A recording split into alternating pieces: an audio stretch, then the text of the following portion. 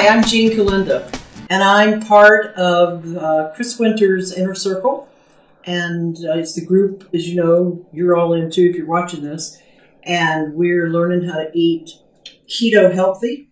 And some of you have asked for videos about some of the food that I make, because I really am a foodie, but I've cut out the carbs and I'm doing some healthy things. So my husband, Leon, is a wonderful videographer, and he's got all his nice cameras and lights set up here. So we're going to, he's shaking his head at me, but we're going to show you how to make pho Vietnamese soup. Now it's spelled P-H-O, but it is pronounced pho. And we were recently at a Vietnamese restaurant, and they had t-shirts that said forever on it. So that was a reminder of how to pronounce it. So the first thing I've done is I've got a pot of water boiling here, and I'm going to take the lid off, and I have cut up some onions and just rough chop some ginger. You don't have to peel it because it's coming out of here. It's just going in here for flavor. So I'm going to put all that in there and put the lid back on and let that simmer. And then later on I'll strain those things out, but the flavor will stay there, of course. So while that's cooking and simmering for a little bit, I'm going to show you the other ingredients, and then it'll be really quick, and we'll put this together for you. Okay, first of all, I want to show you the ingredients that go into pho soup. So the Vietnamese people fix a broth where they boil bones for like 8 or 10 hours, and they put little spice packs in cheesecloth, and they simmer that. And well, I don't have time to cook bones for 8 or 10 hours. So at my local Oriental store, which is a really good one, I'm able to purchase this. It's a beef flavored, I don't know whether you can get that, Leon. You got it? Yeah, and it's, I can't pronounce it, but anyway, it's for pho soup. If you go in and ask them, I want pho soup base, they'll know what to give you. And inside of this are some little packets, and this is all the spices that we need. I think there's 2 of them in here, but we're only going to use 1. And this is like a paste, and it only has a few grams of carb in it. And so that is that. Now we're going to use cilantro, and I buy my cilantro at the Oriental store because it's just way better than what I get at the grocery store. We're going to put some bean sprouts in here. We're going to put some green onions or scallions in here. These are Leon's noodles. These are rice, what are they called? Anyway, they're Oriental rice noodles, and he is going to have these, but they have 40 grams of carbs, so we will not be using these. Instead, I found online this wonderful product called Miracle Noodles. And Miracle Noodles are made, they're called shirataki noodles, and they're made from some exotic plant. I don't understand how this happens, but they have 0 carbs, 0 calories, and there's really nothing bad in these. It's in the preparation, and I'll tell you about that later. We're going to add a little bit of fish sauce to it. You don't have to. And then at the end, when we serve it, I'm going to add, this is Shiraka hot sauce, and I call it rooster sauce because it always has a picture of a rooster on the bottle. We're also going to quarter some limes, and we'll squeeze the limes in when we sit down to eat. So let's see if I've forgotten anything. No, oh, the meat, golly. Since this is a beef-based soup mix, I have a beautiful ribeye, and I like to use the meat with more fat because, number one, you know we're eating high fat, and so there's no point in having a lean steak when you're going for the fat. And so this is a really good cut of ribeye steak. And now you can buy seafood based, and you can make this soup with mussels and scallops and shrimp I mean, you could get really creative with this depending on what kind of seafood you like. But we're going to do the beef tonight. So I'm going to get ready to prepare the things and show you in just a minute. Okay, I'm going to check on the simmer here of the onions and the ginger. Ooh, it smells good. Yep, doing great. So, the next thing I'm going to do is cut this meat up. Oh, and here's evidence that Cuisinart expensive knives break. I broke the tip off of it, but it's still a good knife. So, I'm going to slice this steak really thin. And I'm cutting across the grain. And it's going to fall apart a little bit. In fact, I'm not going to keep that piece. It's really too fatty. The fat's kind of hard on that. That one too. Okay, here we go with the good stuff. And we're just going to slice away here. And at the end, when I put this meat in the broth that we're going to make, I'm just going to put it in there raw, and I'm not even going to cook it because the hot liquid will cook it just enough that it'll be perfect, and we don't need to worry about it getting really cooked, okay? So you get the idea here. So I'll be back in just a minute with something else.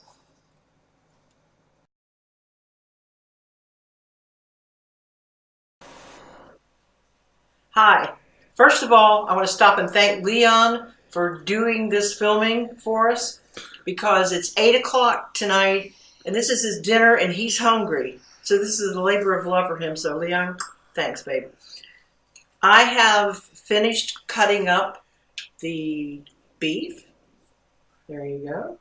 And I'm going to set that aside. Now we're going to chop up some green onions. And I've already chopped the tops off. And I like to lay them down all at once and get all this done at one time. So here we go.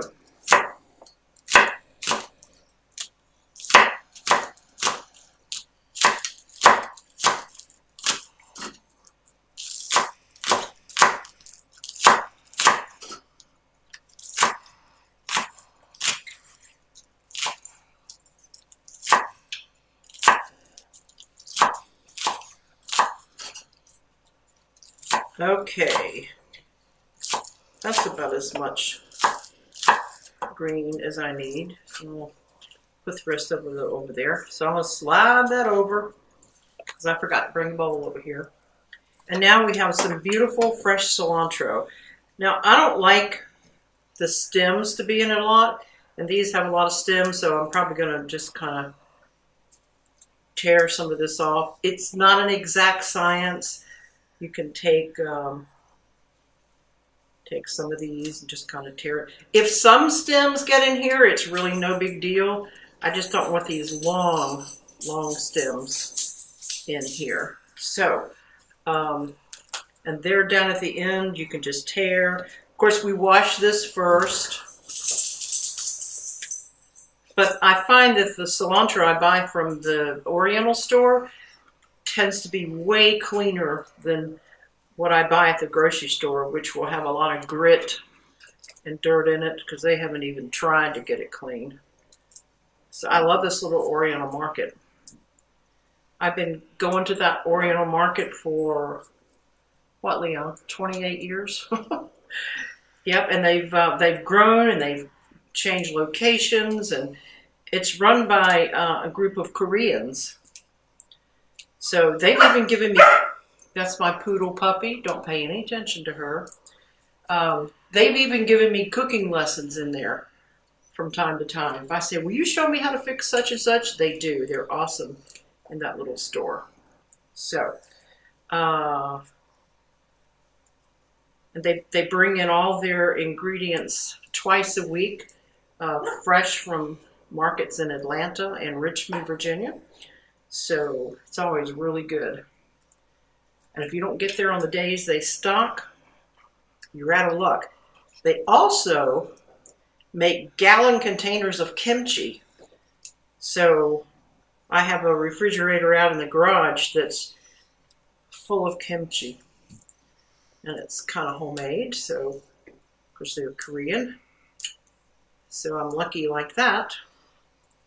All right, we got this kind of all in a little pile here.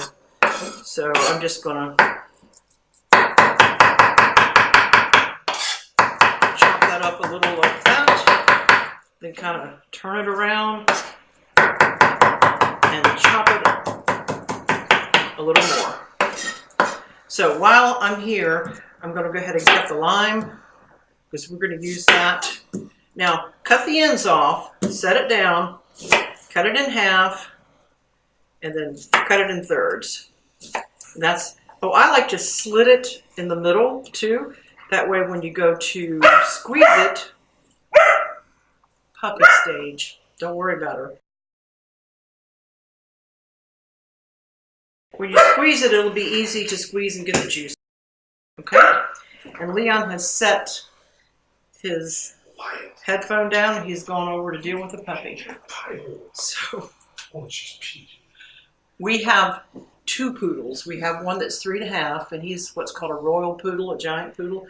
And then we thought he was lonely after our Weimaraner died. So a week ago, we went to Georgia and picked up a brand new 15-week-old little girl, and she has been a real handful.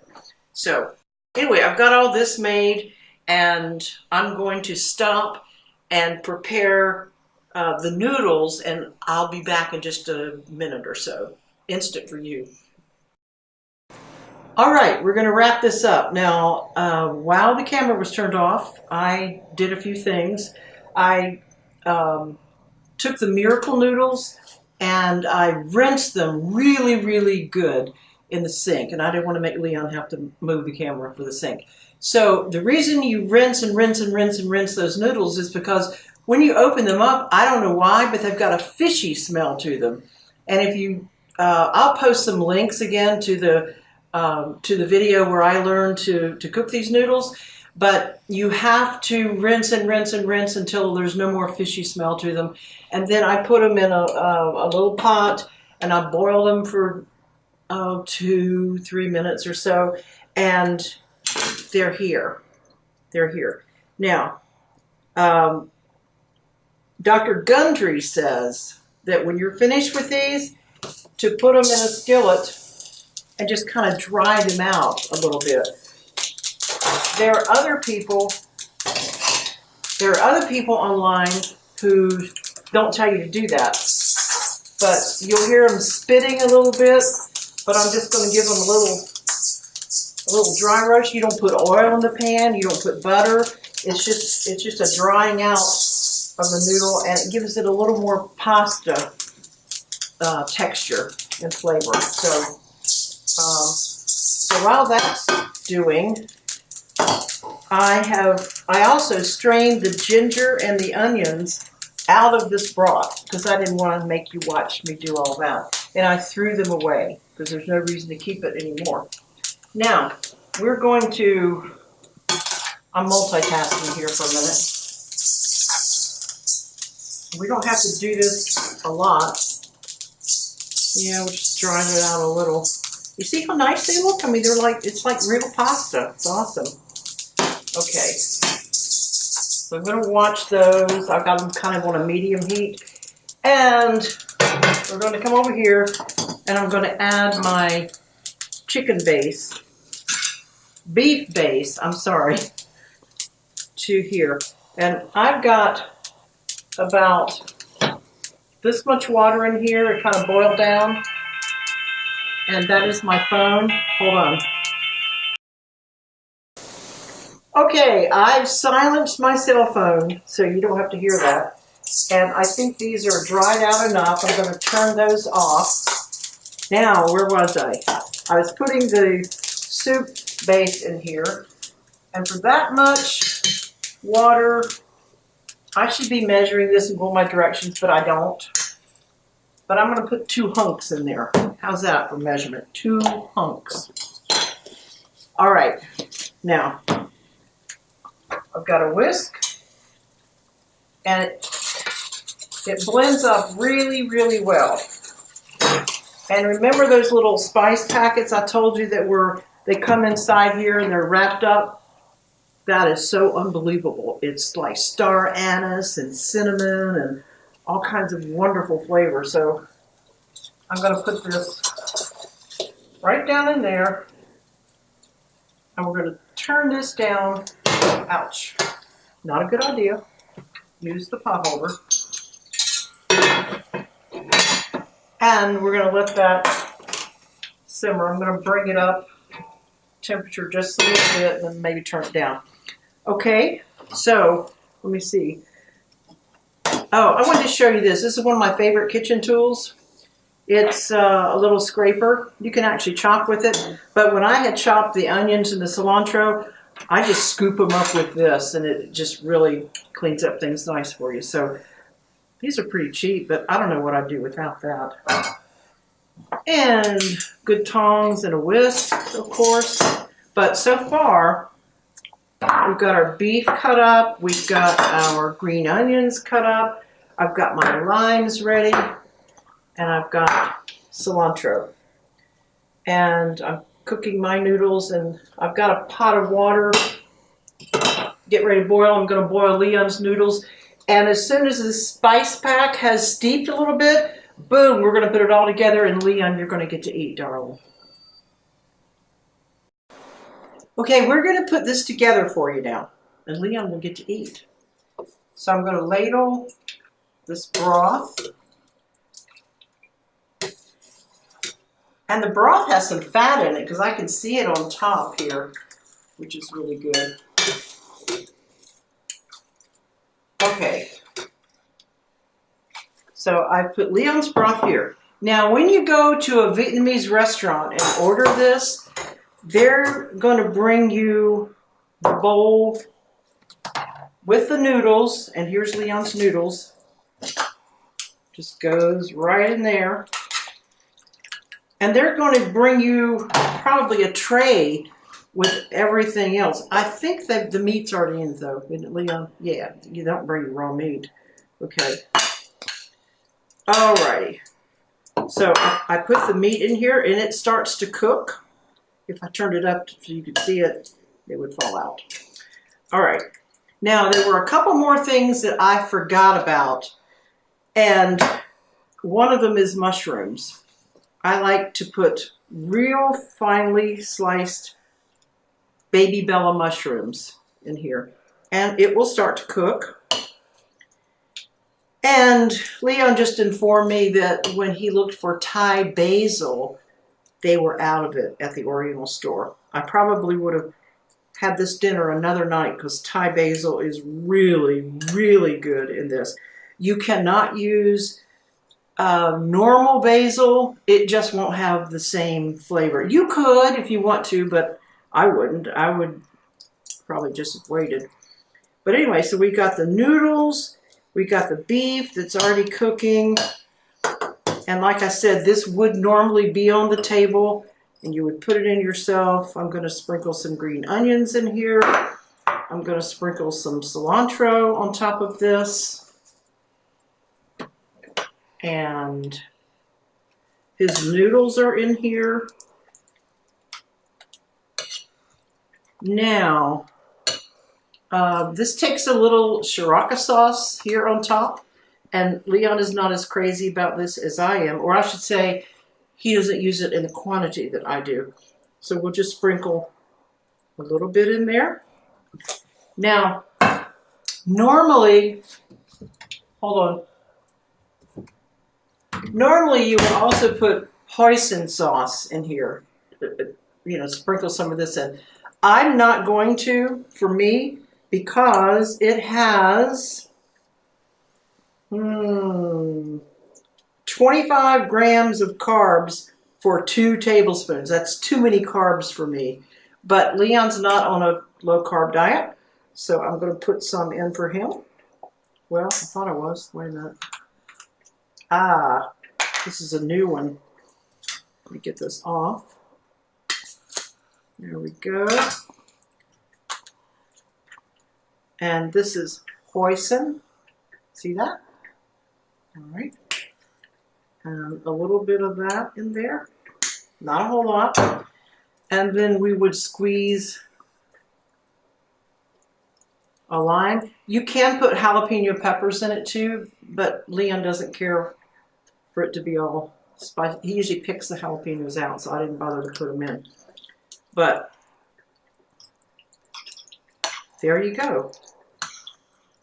The Vietnamese soup. And I'm going to turn that broth off because that's going to be mine with my miracle noodles, okay? So, I've got Leon's spoon here somewhere. Thought I did. Oh, here. Yep. So, Leon, bon appetit, baby. Come get it.